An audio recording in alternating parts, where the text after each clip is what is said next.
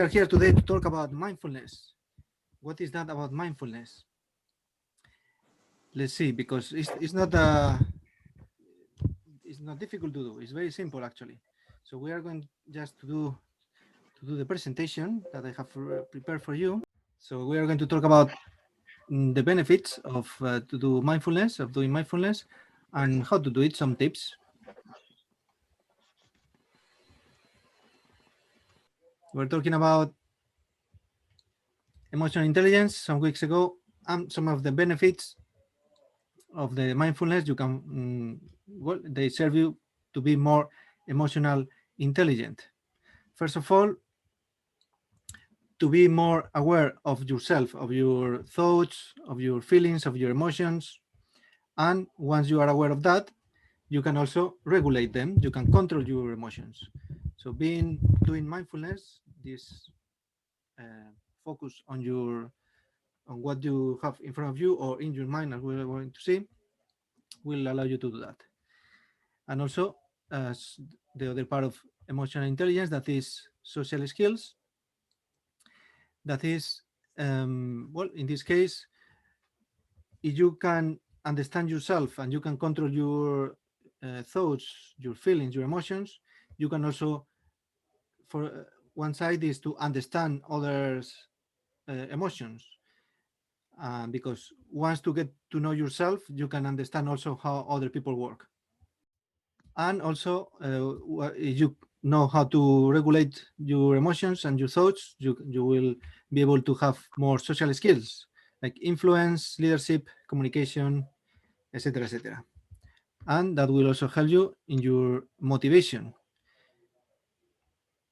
to achieve more things, because you will have more clear what you want, and to understand what you want in your life, what are the things that create joy in you, and then create the goal to reach that point and go for that. So let's start with that. There is a guy called Eckhart Tolle. I read this book a few years ago. Somebody recommended me. No worries, this is in Spanish, El Poder del Ahora, but in English is The Power of Now. And it is a very interesting book, very inspiring, and it comes from just a very simple point of view. That is, we always live in the now. So right now, I'm talking to you, you are listening to me in the now, right? And 5 minutes later, hopefully you will stay listening to me and living in the now. So each moment we are in the present moment, living in the present moment. But what happens? Sometimes, even though we are here, some of you might sometimes suddenly might be thinking about what they are going to have for dinner later, or what happened this morning, if they had an argument with somebody, hopefully not, or anything like that. So we get our attention outside from the present moment. But what happens if you focus all your attention in the present moment, in the time that we actually always live? That you are more aware of things, you can comprehend the whole situation, and also your inside you, your feelings, your thoughts, and you will be able to get better results. Esteban. Yes. Tengo una pregunta para ti. ¿En español está bien contigo? Sí, dime. Bueno, a mí, hay que evitar pensando en la inmortalidad del cangrejo. La inmortalidad del cangrejo es un tema muy interesante. It's a very interesting topic, the immortality of the crab. A mí, porque constantemente estoy pensando en esto, especialmente en momentos difíciles. En vez de, como lo dices, pensando en el momento. ¿Cuáles tienes trucos y consejos en cuanto a de esto?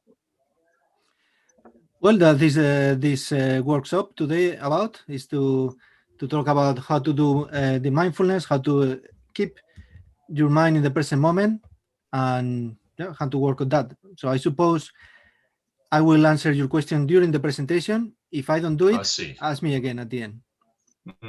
Sí, gracias por esto, porque es lo problema conmigo. Estoy pensando en la inmortalidad del cangrejo, digo, todo el tiempo estos días.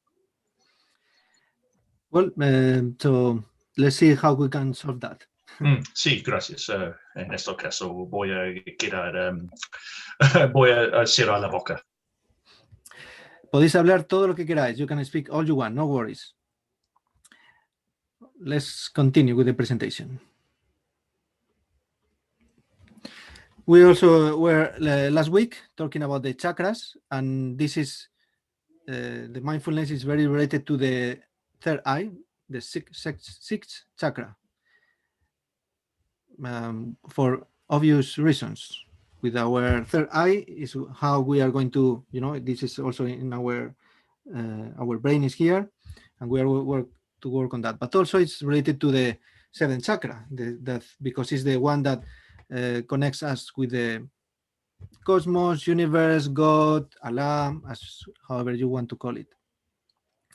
So they are both very related to mindfulness. Also remember I think a couple of weeks ago, we saw about the difference between our inner world and outer world. By the way, this is a documentary that you can find on YouTube, Inner Worlds, Outer Worlds, that I recommend. But we are going to focus, apart from that documentary, it is very interesting. I put this because it's good to know how to distinguish the outer world, that is the world where we live, right? And our inner world, that is the world of our thoughts, of our emotions, and it's actually probably the most important. Why? A single human brain contains around 13 billion interconnected nerve cells, capable of making more connections among themselves than the number of atoms in the universe. That is interesting, right? We saw this last week, but it's good to review. As there are 100 million sensory receptors in the body and 30 trillion synapses in the nervous system, we find that the mind is 100,000 times more sensitive to its internal environment than the external. What do you think about that? It is truly from a place within that we acquire and process our knowledge. We obtain clarity, sensitivity, intelligence, understanding, inspiration, and peace. That's some of the benefits that we can achieve if we do our little homework, or home fun, as I like to call it. So also, as we have seen before, remember what Carl Jung used to say: who looks outside dreams, who looks inside awakes. So today we are going to look outside. Also, when you do mindfulness, you can look with the eyes open, but also you can do with the eyes closed, up to you. But in any case, we're going to work within, inside us. So we are going to copy Buddha and his style of meditation, and we are going to work with our third eye.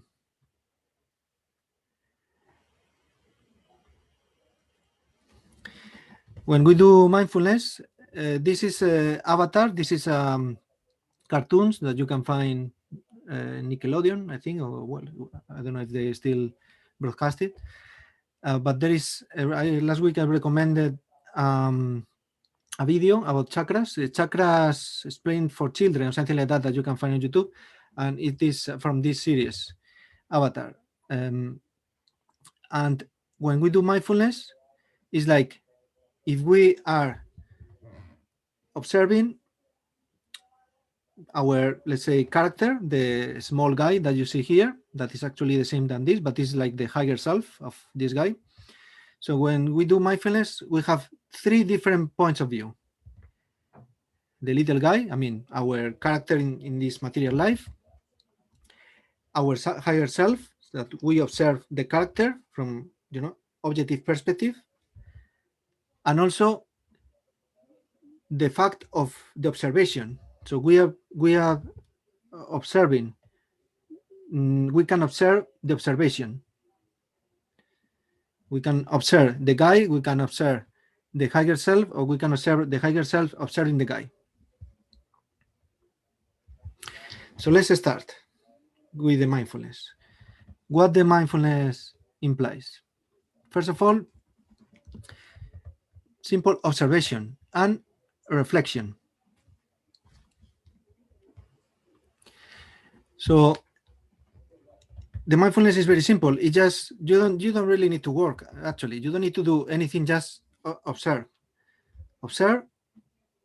with an objective mind, without judging, as we are going to say a bit later, and just reflect on what you are seeing. If you see like a bird flying, you observe the bird flying and you acknowledge it. Also, within, if you observe that you are feeling at the time maybe some anxiety, for example, you observe it without reacting to that. It's just objective observation. So you just say, I am feeling some anxiety. So you can say, okay, I am going to breathe slowly, so the anxiety will slow down. In otras palabras, vivir en el momento y aceptar la situación, entonces. Exactamente. That's why I make the introduction with The Power of Now, that book that is very inspiring. I think that book, well, at the time I read it, I didn't hear about mindfulness yet. Mindfulness is a term that has been getting very popular in the last years, but it's something that has always been there. But now they say, oh, mindfulness, and they do courses about mindfulness, and they write books about mindfulness. And well, it's good because probably they tell many more things apart from observing the power of now. But in the end, it's just that simple thing, is to be present in the moment, observing. Well, it could be the landscape that you have in front of you, or it could be observing your thoughts. I'm having a thought about this, objectively, without reacting to that. Your feelings, your emotions, all right? And reflection. Yes? Sorry, could I just ask the questions? I don't understand when Andrew's speaking in Spanish. I don't speak any Spanish. Okay.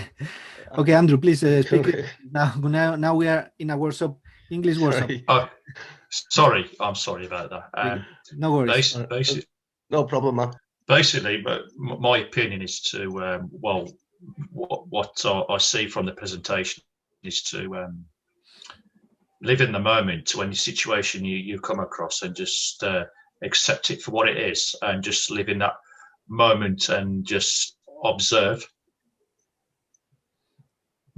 Yeah, without making a judgment. And for me, whatever it seems is just good or bad. Like the presentation goes, just say, okay, yes, it's a bad moment, but just accept it and just stay in that moment rather than think too far ahead or too far in the past. Live in the moment. So that you can make a summary of mindfulness is just to be in the present moment. That is the summary of all the courses that you can find outside there. Yes? Sorry. Esteban, just so when they say observe, you say observe without judgment. So does that mean to you're observing something without mentally labeling it? Does that make sense? So yes, when we look at things in life, we say, "Oh, that's a tree, that's water, that's an experience." But it's being able to look at something and have no thoughts about it, just letting it be whatever it is. So not negating it, not calling it something. Well, put it down to basic conversation. It is what it is. Yeah. So it's something like I've read Eckhart Tolle, and what he would say, it's like look at like a flower, but don't call it what it is. Don't say, "Oh, that's a flower." Just observe it for its beauty, what it actually is. Because when you name something, it sort of takes its beauty away. because you understand it. If you don't name it, then you don't understand what that thing is. Is that right? Yeah, Yeah, to label the what you are seeing, or the kind of emotions, feelings that you are having. Yeah, it's a way to observe that objectively.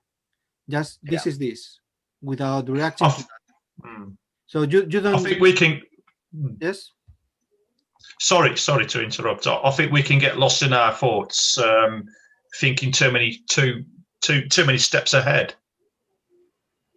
That's my personal opinion, especially when there's so many bad things going around in life, especially with the pandemic.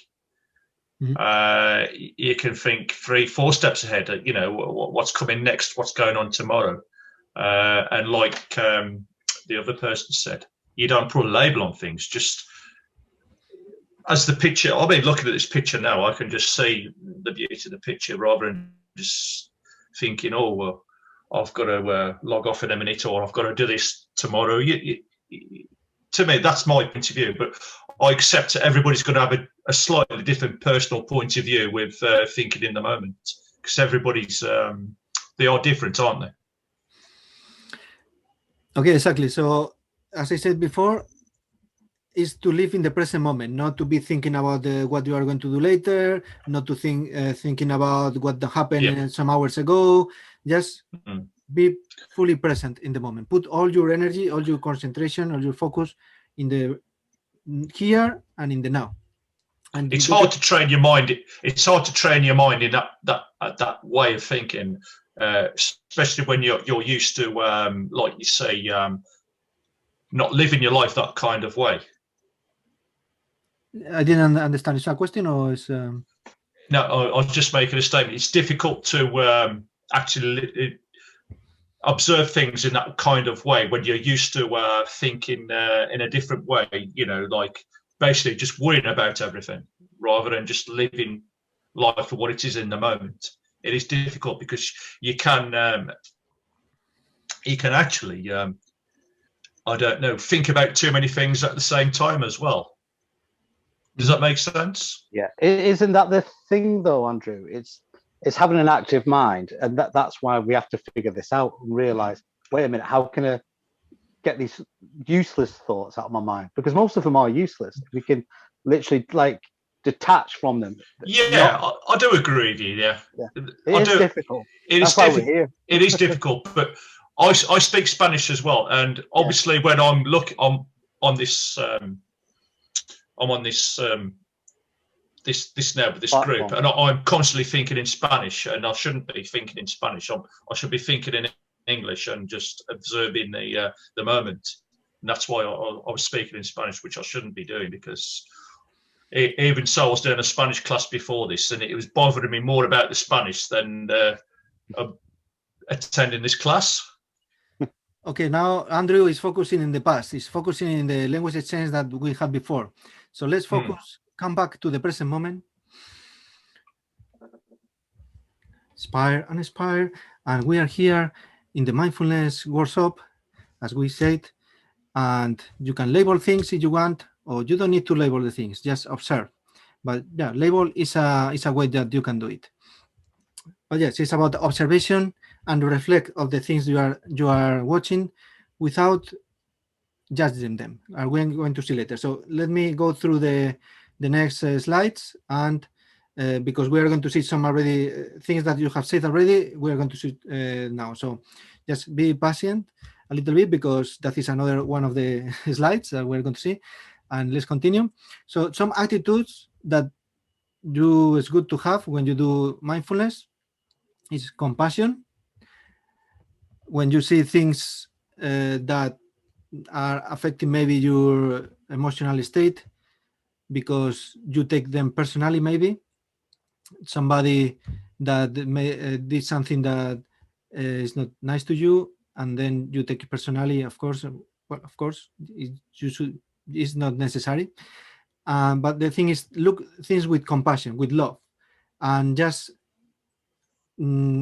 like all the creatures in the world, in the universe, are part of the universe, are part of us. So just look with that sense of love, of compassion to all the things that you see outside you and also inside you. Compassion is for everything, but compassion in the sense of love more than, because compassion could be something that interpreted like you feel pity for somebody. No, not in that sense.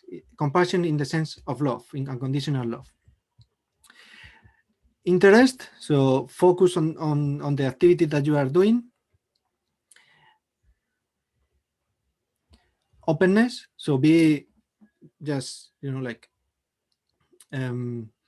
open to all the feelings that you can experience at the time, the things that you can see, again, without judgment. So just be open. And gentle, that is also related with compassion, with what is, everything is related, but to be kind, to be gentle, to be calm, to treat, at that time you are probably not interacting with anybody, but anyway, the kind of thoughts that you are having should be gentle, should be, kind, calm, with love. And also it is important to do it with a beginner's mind,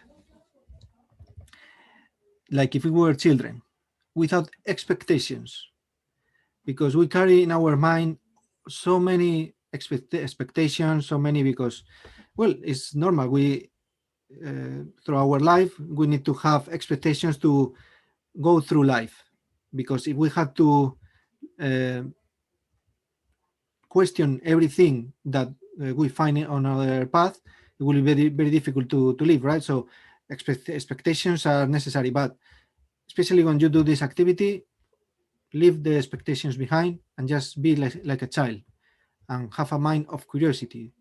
The child that just want to grab an object and touch it and smell it and even bite it.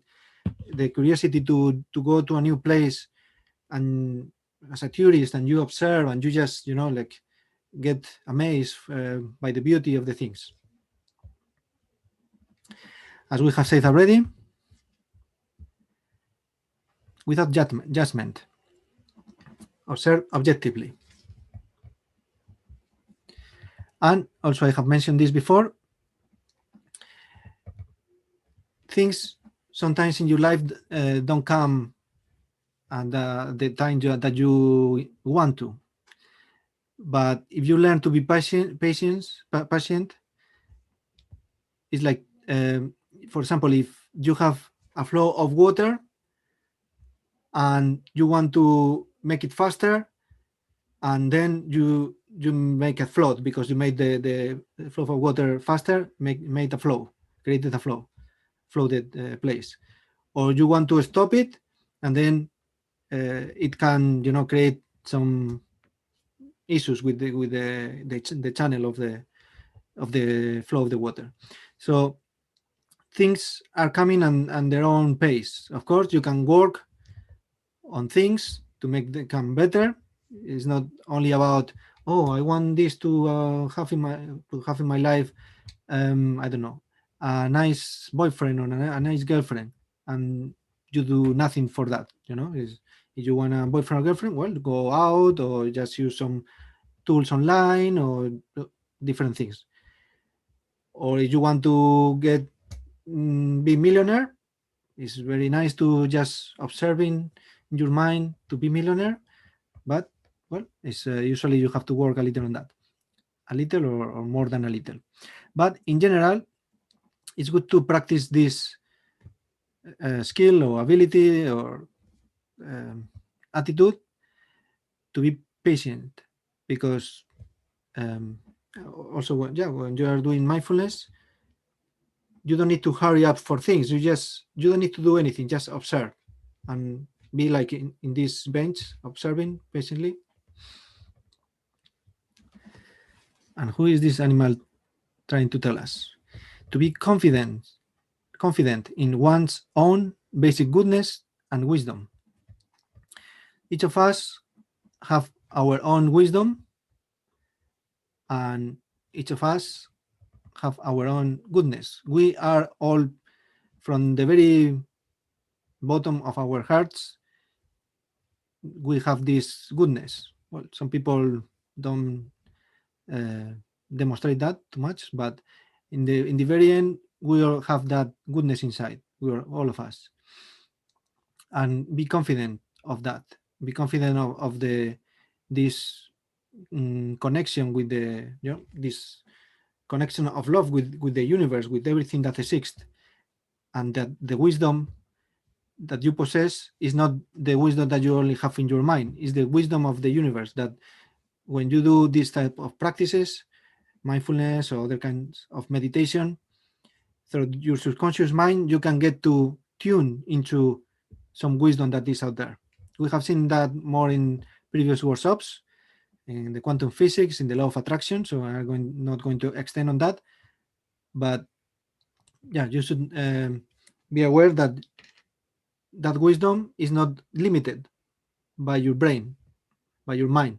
Is outside, outside, inside, everywhere that you can tune into.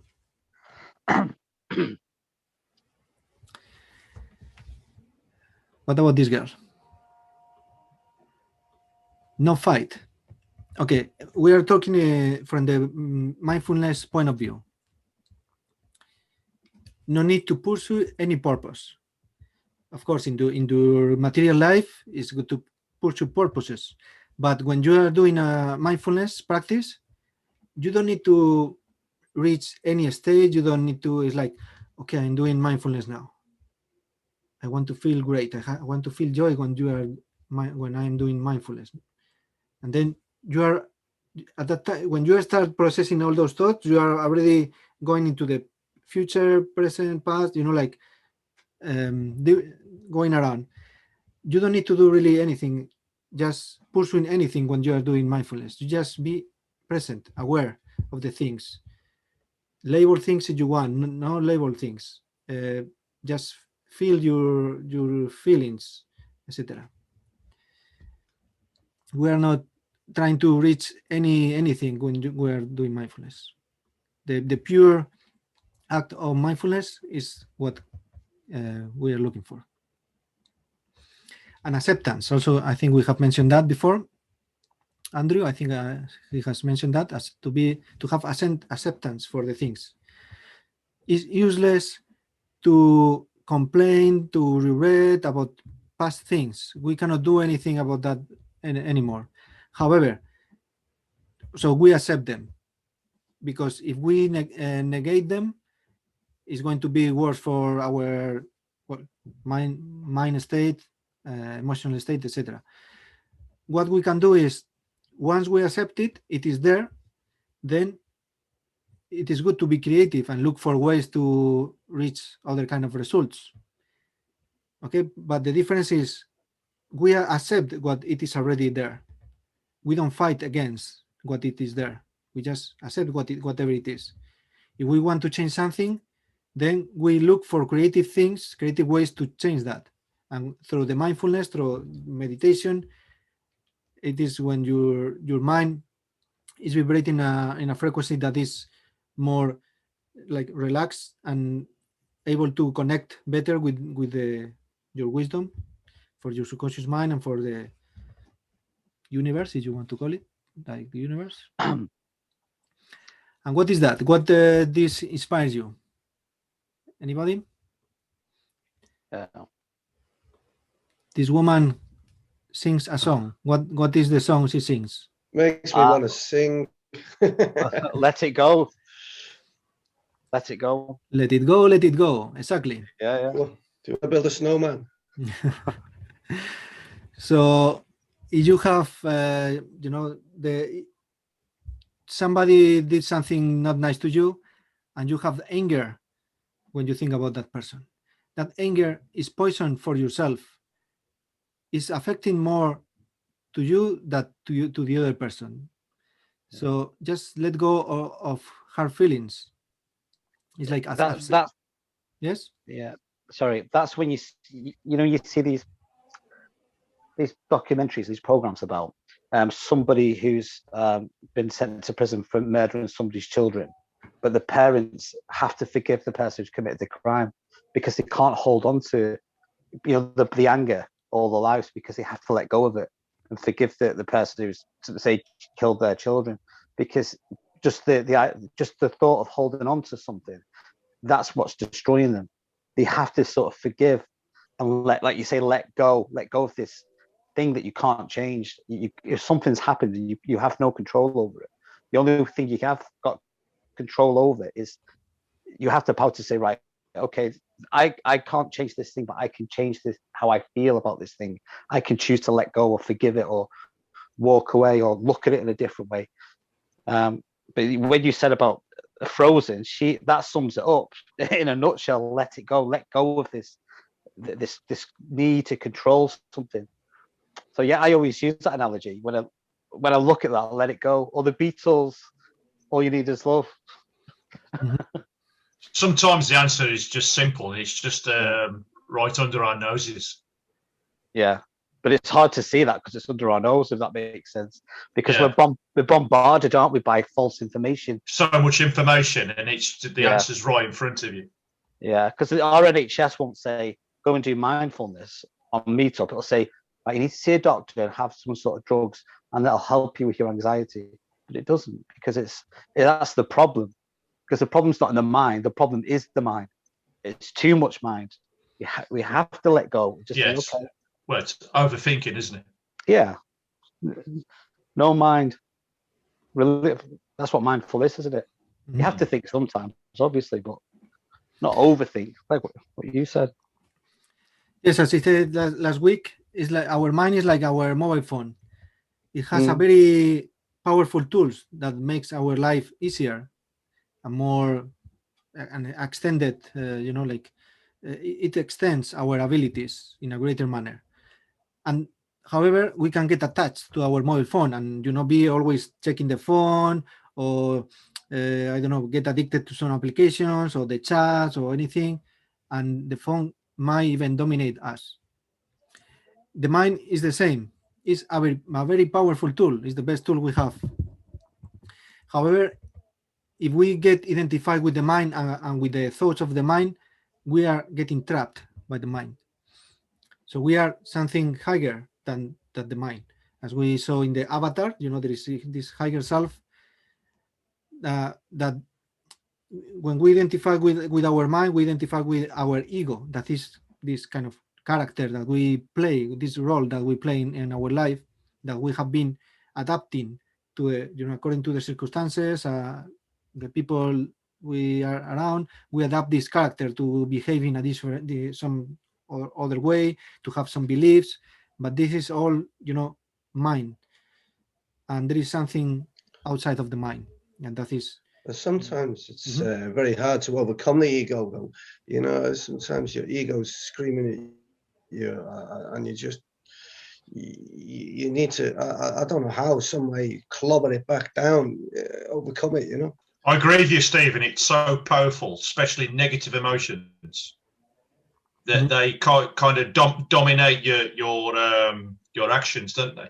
Well, when your mind's awash with, when you're focused on something and it's not going the way you want it, and your mind's screaming at you, and it's constant, it's very hard sometimes to dismiss all these. It is, and just to live in the moment in a quiet, with a quiet mind. When so much flying in and flying out, and you're saying, "Go away," you know that it's all shit, but it's a constant coming at you. It's a constant battle, especially negative emotions. It's for me, I think the biggest thing would be able to just to learn how to let it go, how to let things go. I find it difficult sometimes. The thing is, it's catch-22 as well, isn't it, Stephen? You say there, I need to let go of this mind, these thoughts, but you have to have thoughts about that thought to let go of that thought. Exactly. Which, emphasizes your own thought. Then you go, oh my God, I'm having a nervous break down here. What I've learned is that you have to accept it to let it go. But to accept it means you're just accepting this train wreck that just keeps firing away in your head, man. But then you could get in a situation where you overanalyze it, and it's a vicious circle. So you're analysing the thoughts and going round and round and round and round, rather than just like you say, just forget it. Yeah. It's where the answer's just round your nose, isn't it? Yeah. So the more you think about it, the more energy you're giving it, the more you're invested into it, the bigger it gets. Then it's going to go into the subconscious, and then before you know it, you're thinking about it automatically, and you can't have any control over it. Oh, it's when you wake up and you're thinking about it. Throughout your day, you're thinking about it. And at the end, you go to bed and you're thinking about it. And you think, oh, my God, this has been going on for months, man. It's terrible. Yeah. The analogy I could actually use, it's like feeding a monster. I know. You want to go away. I know. You're feeding a monster and it's getting bigger and bigger and bigger. I don't need this, man. Don't need this. It's all negative to me. No good whatsoever. Yeah. Stop it, man. Stop it. Go away. Yeah. That's the thing that feeds it by telling it to go away. Yeah. Well, I don't know what to do. I think cutting my head off might help. No. It's change of it's focus of attention, isn't it? It's about looking at like doing this. Mindfulness is about just paying attention to your breath and breathing. Doing some meditating stuff like that helps a bit, I think. It is hard, mate. It's sure. Takes some sorry, I know it. Hijacking your presentation, Esteban. Sorry, brother. Okay, we are doing that in the present moment. It's okay. Some weeks ago, we were talking about emotional intelligence, and within that presentation, we were talking about how to cut off negative thoughts. So you can find that on YouTube, the replay, and we're not going to repeat in this presentation, but yeah, there are things, practices that you can do to avoid more than avoid, to just remove these negative thoughts. And it might be difficult at the beginning if you are not used to, but when you get more practice on that, it becomes a natural practice. So it's just to get the habit of to cut off the negative thoughts. When you acknowledge them, it's also practicing mindfulness with your thoughts. It's like, oh, I am having this negative thought. It's label it, like as you said before. And when you label that, you look from an objective point of view, and that loses power over you. So the thoughts, the negative thoughts, have only power when you react to them. If you don't react to them, it's just, like where you are seeing something in front of you, like a banner or something, and so that is the first point, is if you don't react to your thoughts, they don't have power on you, and then there are ways to cut them off. All right, let's continue. So let the attachments go. The attachments could be bad attachment or even good. Sometimes good the things that might be look good, but also their attachments. Maybe it's worth thinking if you want them to stay there. What about this? Awareness of the self. When we do mindfulness, or anytime, you can do mindfulness. It is good if you do it in a relaxed place with a beautiful landscape, or in your house, maybe with some nice music, relax, candles. But actually, you can do it anywhere. You can do it in the bus. You can do waiting in the queue of the supermarket, and anywhere. So it's also a matter of practice to get to tune into this state of mindfulness. And you get to tune into this state, you also are aware of yourself and how, as we said before, you are a sacred, holy being, as all we are. Like, we are all love, part of this universe. And you have the power and the rights and everything that you deserve, everything in this life. So be aware of yourself, love yourself, and at the same time, do the same with the other people. So before, remember, we're talking about compassion and to be kind to other people. When you are aware that the other person or the other people are the same than you, like beings in the spiritual circles, they say light beings of light. We are, light or love beings, however you want to call us. But yeah, we are completed beings with all our rights, and just be aware of that, about yourself and about the others. Okay, and this other guy, what sentence inspires you? Any thought? This is Peter Parker when he was talking to his uncle, and his uncle said, "Every great power comes with a great responsibility." So we have great power. As we have seen in other previous workshops, like for example the law of attraction, we have the great power of modify our life, not only with our what we do and with our words, even with our thoughts. Our simple thoughts, every simple and single thought has a power. So we have that power, and also with that power comes a great responsibility. That is great news, because we are responsible of our own lives. Nobody can take that responsibility from us. And if we say that somebody is responsible for something that happens to us, we are taking away our responsibility. We are becoming the victim of the story. And then is when you do anything, you say, "Oh, I am the victim." Then you take out your responsibility from you. So accept that responsibility, because it's great to have that responsibility, because it comes attached to the great power. And yeah, we're responsible of, when, for example, in this case, when you are doing the mindfulness, responsible of your own thoughts. If you start having maybe some negative thoughts, identify them. Responsible of that, of identifying them and label them, or whatever that you do, to just let them go. All right. Esteban. Yes. Sorry, mate. It's true. When you said there about responsibility, we have to take responsibility of our own thoughts and the own thoughts that we put in our own mind, because nobody can put thoughts into your head. They can only put suggestions in there. But it's like you said then, we've got to be responsible about these thoughts and pictures in our mind that we're placing there, because it's us who are doing it, consciously or unconsciously. And we've just got to really think about what we're actually thinking about. And if it's a negative thought, we've got to be responsible and just say, wait a minute, this isn't helping me here. And like you said, let go of it. So that's quite interesting you said that, mate. Just what I do. Thank you. Yes, we can have a lot of thoughts, but at the very moment, we can have only one thought at the moment.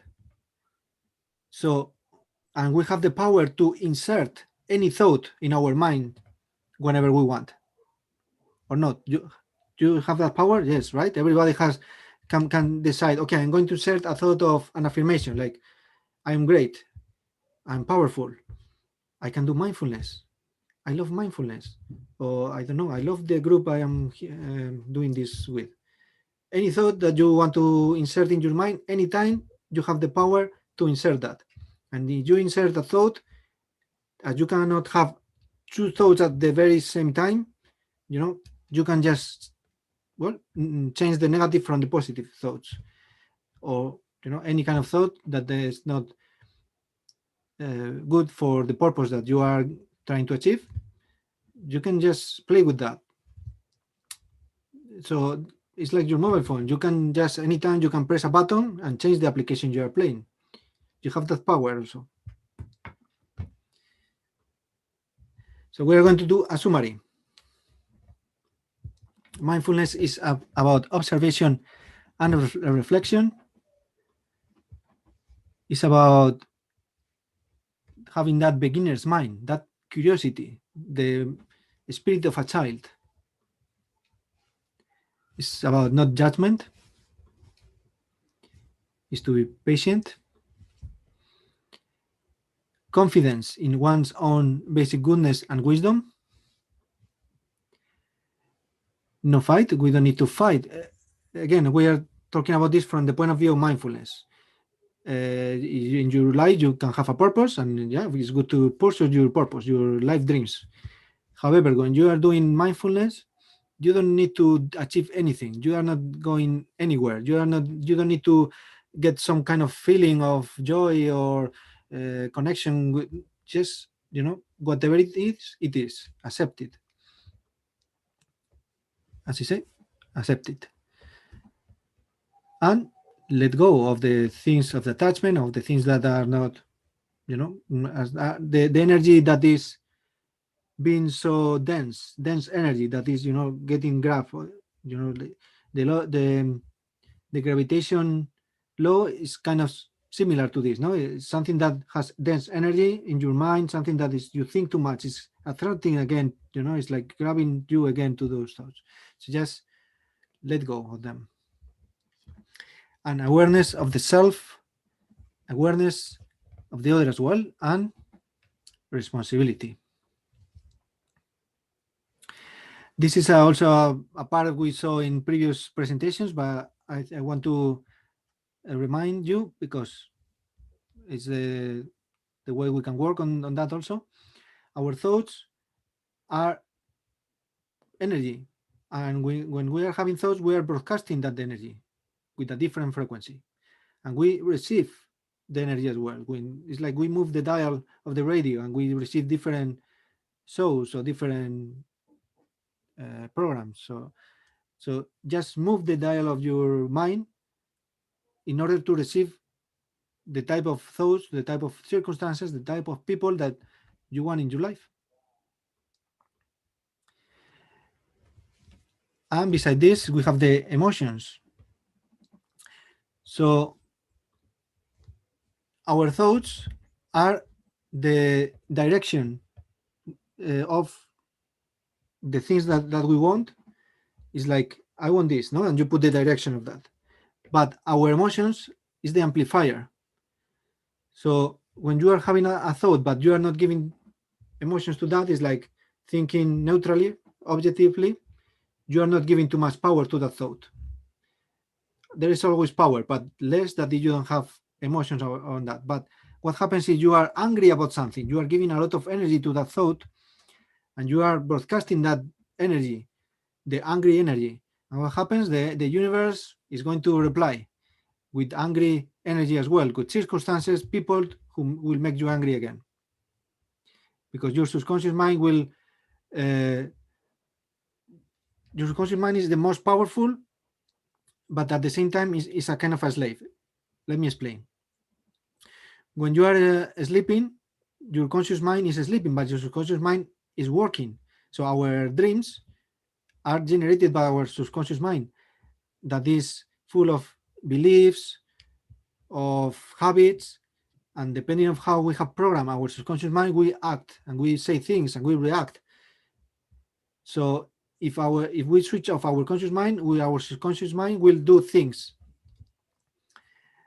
and depending of what we have in our belief system, we will act in a somewhat different way. And every thought is a different frequency. In this case, it's the visual spectrum, but with our thoughts, you can think the same. Every thought, every feeling has a different frequency. The higher the frequency, we are getting closer to joy, to excitement, happiness. The lower the frequency, we are going back to sadness, to be angry, scared. So in the end, you can make a binary distinction. It's low frequency or high frequency. That means love or fear. So low frequency fear, high frequency love. And in the middle, you have all the emotions, all the thoughts of different frequency. But the closer, yes. Sorry, mate. Can I just say something that you mentioned there? It's spot on. You see the frequency of love and fear. What people obviously love is the most powerful vibration frequency you can get. Fear feels so uncomfortable because it's not a natural vibration to be in, is it? That's why they say fear just stands for false emotion, peer and real. Because when I was studying this, I thought, is fear the opposite? Is that the negative? But it's not necessarily a negative or positive. It's like a inversion of it. It's sort of upside down. It doesn't make sense.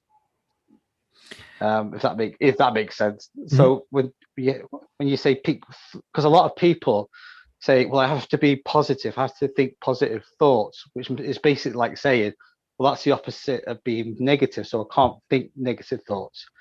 But in a sense, because fear is an unnatural state, so it's like I say, it's an inversion of positive. So it's not necessarily negative, it's just the opposite. If that makes sense. It sounds a bit weird, but I'm just sorry, mate.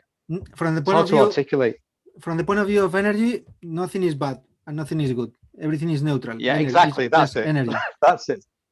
That's it. And so what fear, you explained it. And fear, it doesn't have to be bad. Fear allows us exactly.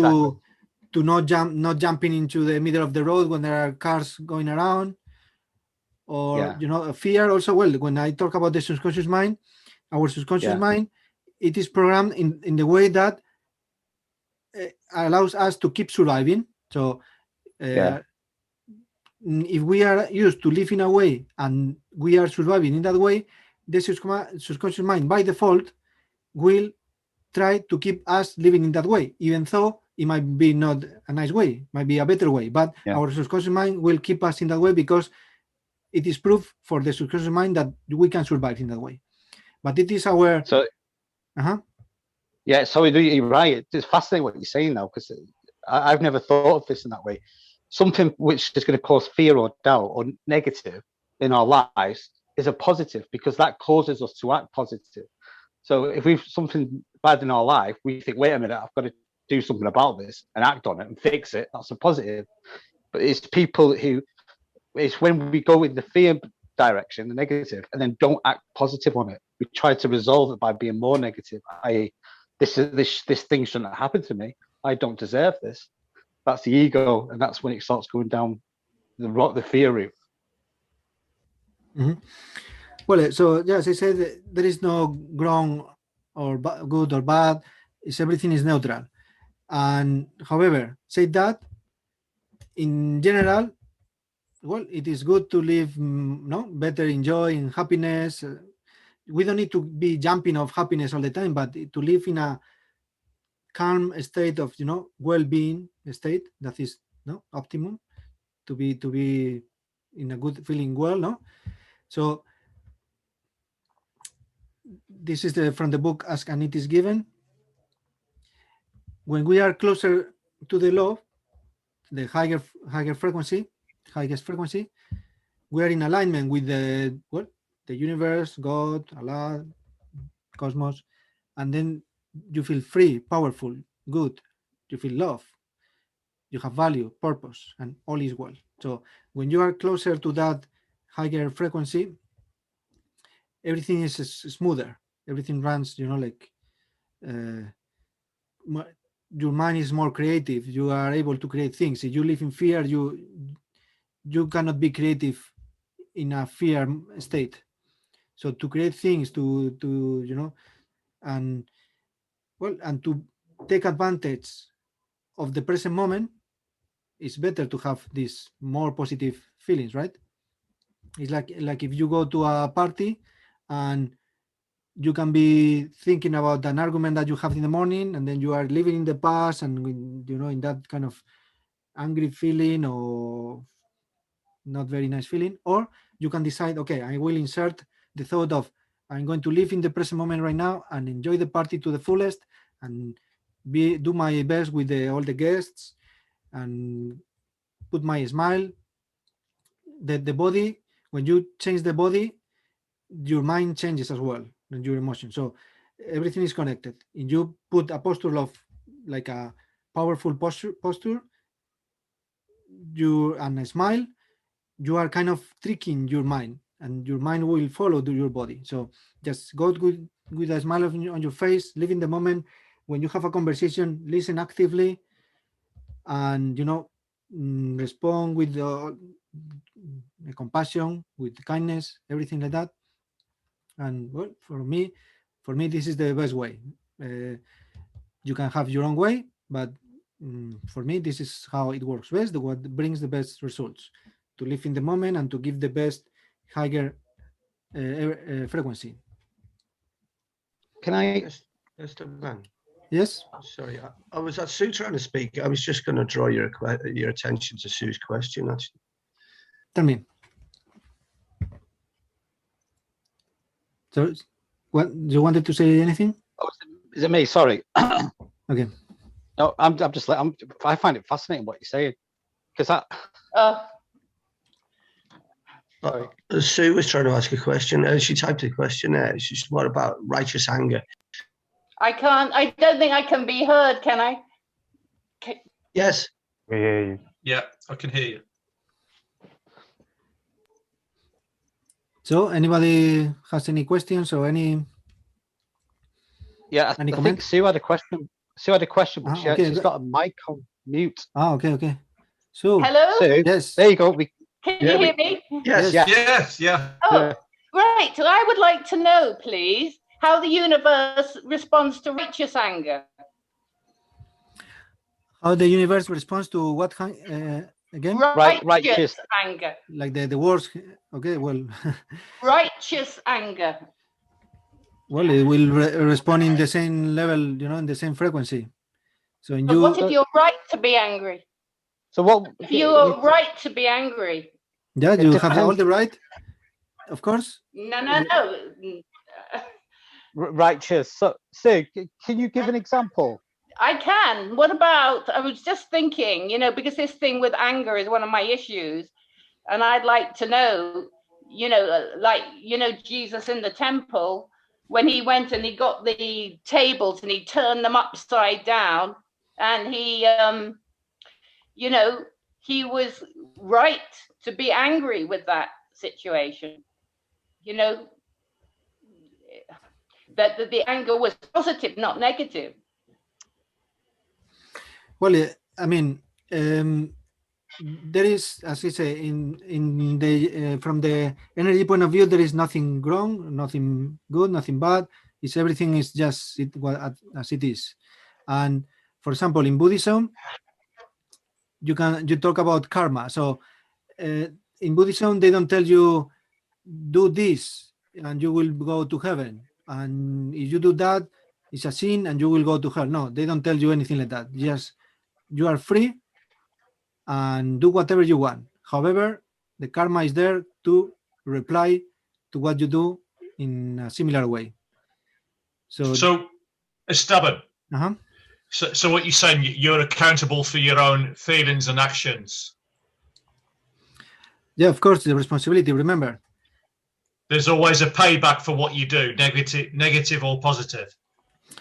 Of course, there are, you are not the only energy that is here. We co-create this life. All right.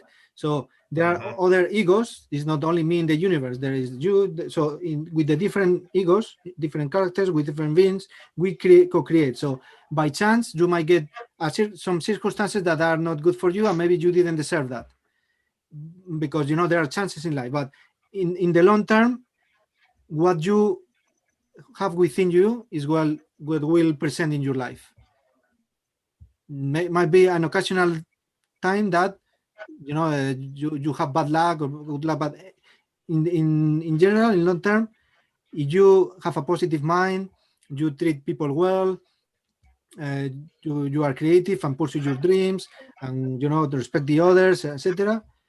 In general, you are going to receive from the people around, from the circumstances, good feedback, and supportive feedback. That's interesting. But how could you, for example, deal with a situation where it was justified to be negative or give negative energy towards a person who's really, for example, done so much harm to yourself? Would you expect karma back to yourself if you wish them, I don't know, for example, something bad on them? Yeah. Well, from the point of view of quantum physics, that we are all part of the same. We are all, this infinite field of energy all around, and so we are all one. No, probably you have heard this sentence. We are all one. Yes. Oh, yeah. So well, if you are sending this kind of thoughts to other people in some way, it's like you are sending to yourself. You are feeding yourself. The only fact of thinking that angry or resentful thoughts, you are perpetuating that in within you. Your subconscious mind will keep repeating those things. So you're saying you're just feeding the monster. Exactly. Yeah. Okay, that makes sense. It's like tiene sentido mucho. You know what, Esteban, I think Hannah has a question. She typed a question. Yes. Thank you, Hannah. Before, it's ask, how do you stop negative thoughts after breaking up with someone? Well, that, I mean, it's depending on every situation, but we talk about in the emotional intelligence. There is a part where we talk about negative thoughts that you can find in the YouTube channel, but I am going to copy here.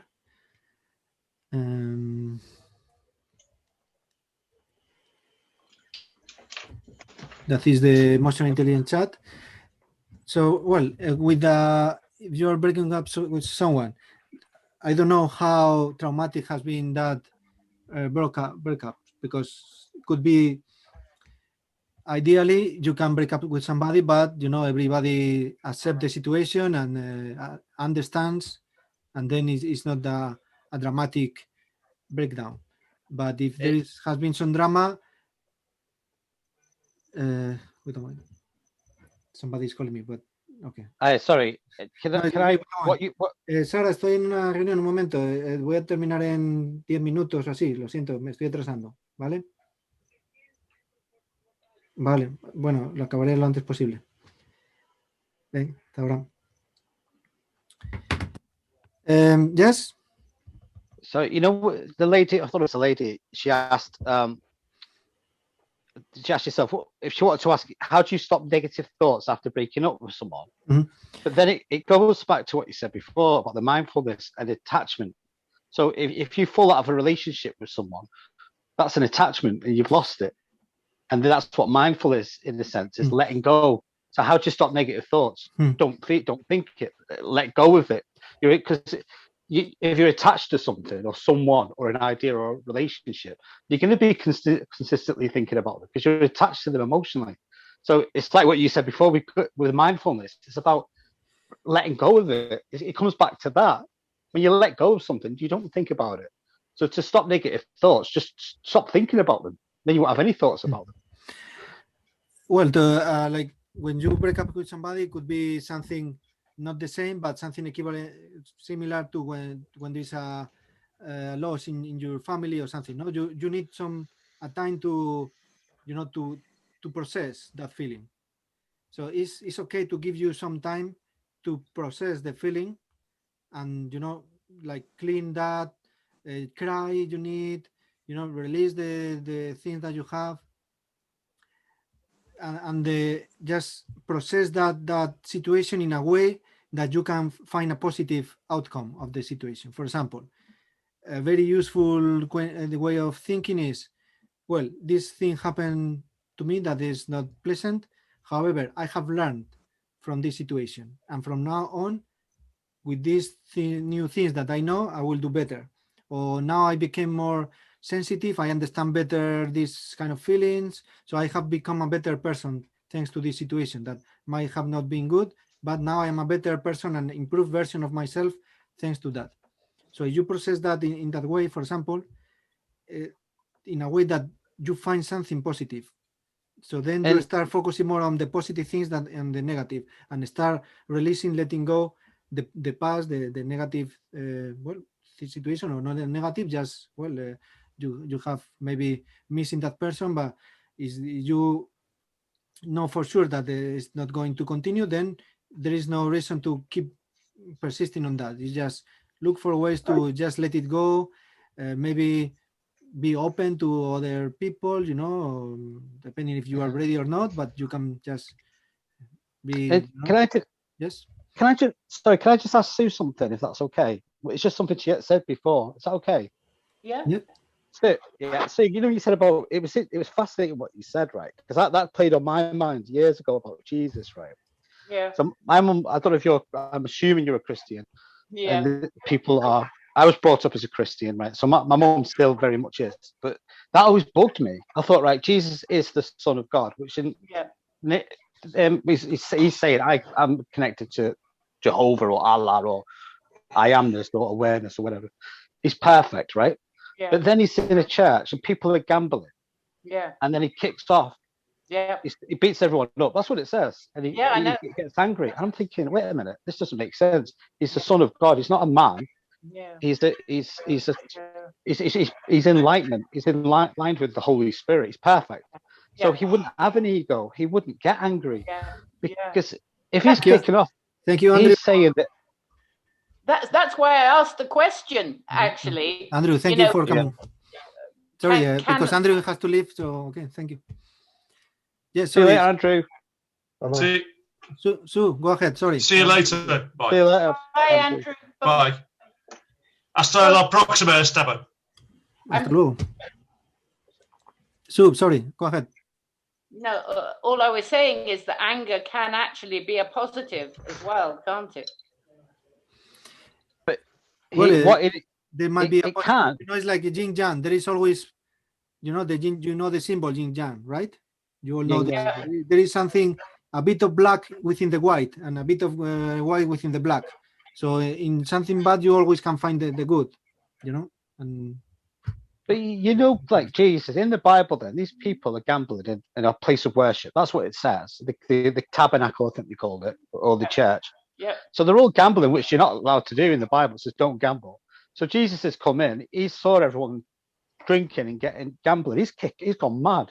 But the thing is, if he's got no ego and he's all love and Holy Spirit and alignment, he would just let them do what they wanted. Even if it's wrong, it's up to them. He has no. It's not up to him what other people do. So from what it's saying, it says he got angry. His ego thought, I'm not happy about this. You shouldn't be doing this, and kicking off. It says it in the Bible. And I said to my mum, but I was a kid, of course, that doesn't make sense. There's loads of things in the Bible that don't make sense, man. It's just, it is, mate. Yeah, but I said that. That's why I say that I'm agnostic, which means because I'm a doubting Thomas, I'll probably never get to heaven. So hey ho, on I go. Yeah, but then the other side of the Bible, right? Righteousness. When Jesus is on the cross and they're torturing him, what he was saying, he wasn't saying that this isn't on here. You're picking on me. He was screaming out to God, saying, "Forgive them, forgive them. They don't know what they're doing." So he wasn't concerned about himself. He was more worried about other people, the ones that were torturing him. So I think sometimes in the Bible there might be little words that have. It was written by men at the end of the day, the scriptures. It wasn't written by God. So the things about mindfulness, you know, all right, yeah. I mean, people get angry thoughts. Everybody get angry thoughts. Everybody get pleasant thoughts. You know, different. They come in all different shapes and sizes. I mean, isn't the idea that you should try and dispel those thoughts and just accept what is as verbatim and try and dismiss these thoughts if they're angry or not?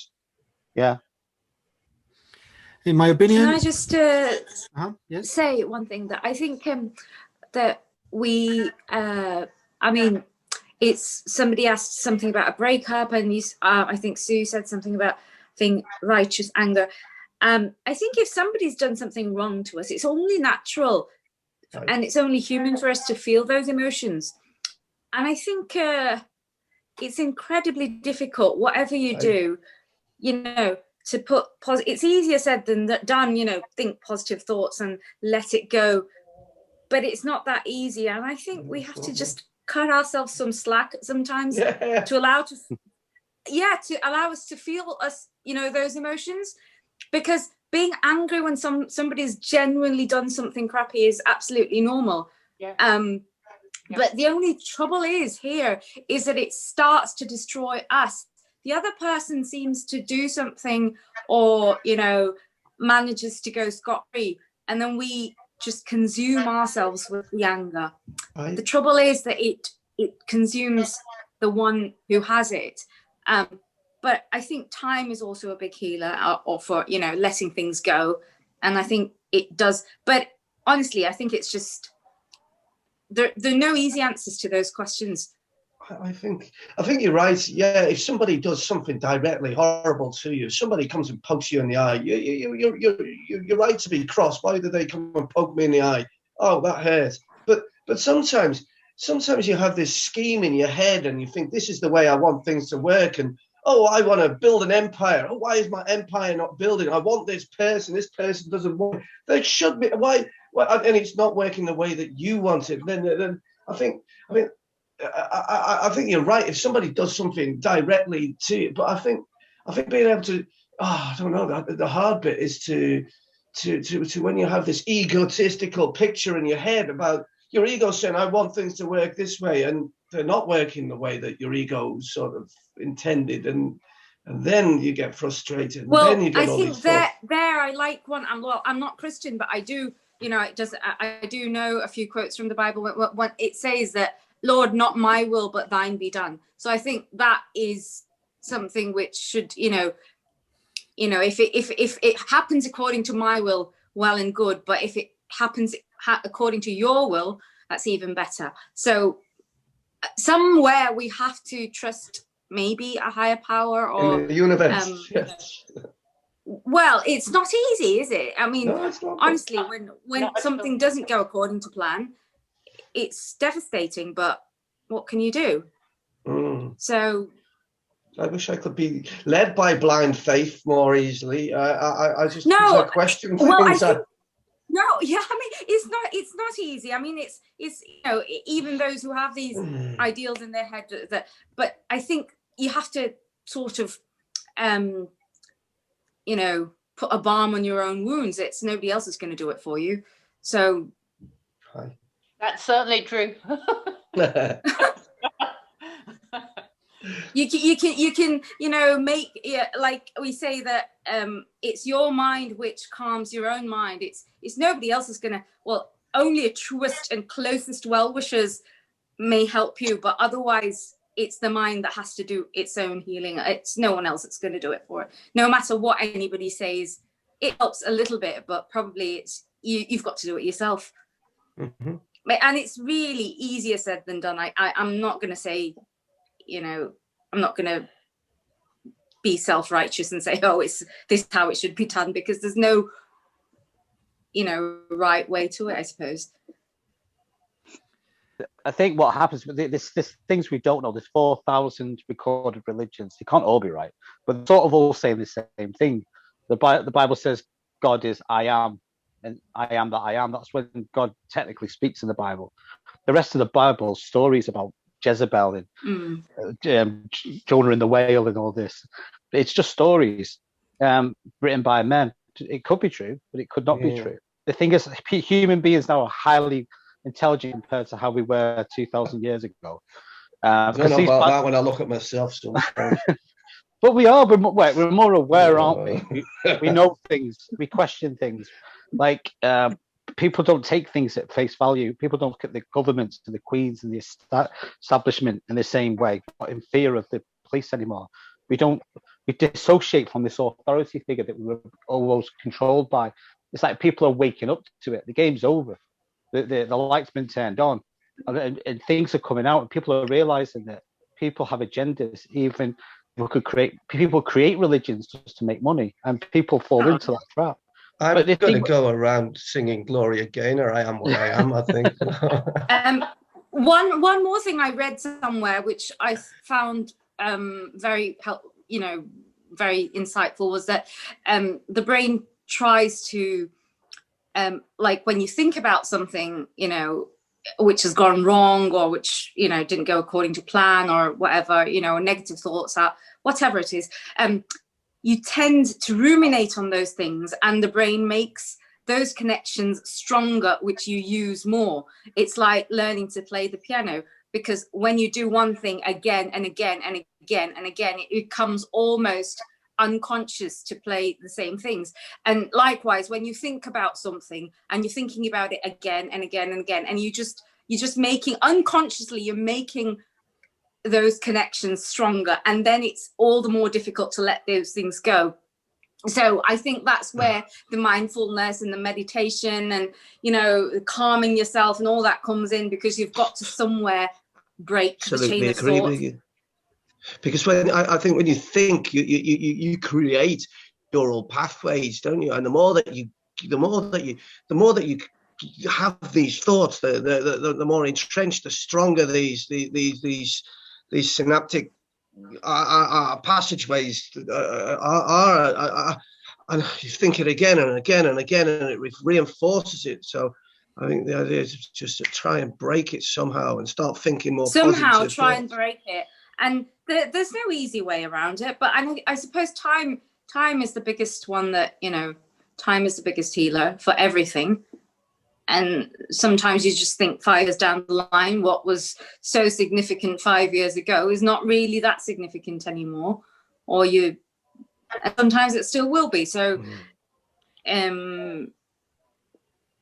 but so I think mindfulness is what Taban says about being in the present moment, you know, and metaphysical things of, you know, the thoughts we put out, you know, there's a whole, I think, society somewhere about people thinking that, you know, thoughts is energy, and energy can influence the things around you, and it's basically like thought, you know, whatever thoughts you put out converts into energy.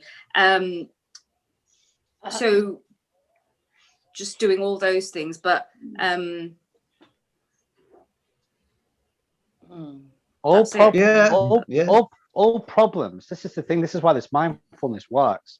It's tangible. It's proven, because all problems exist in the mind. They can't exist anywhere else. Yes. People who are heartbroken that they fell out of a relationship, I say, where's the problem? Because it's in my heart. Well, if you didn't have that thought in your head, it wouldn't be in your heart. It's in your mind. Tomorrow, the anxieties of tomorrow are in the mind. Everything's in the mind. Mindfulness is not about thinking. It's about detaching yourself. Say, wait a minute, this thinking log isn't working. Travis, I partly agree with you, man. But I mean, look, go back to last week's lesson. We're talking about the chakras, and it's all connected. Your heart's connected, your head's connected. It's so much. It's all confusing, man. Yeah.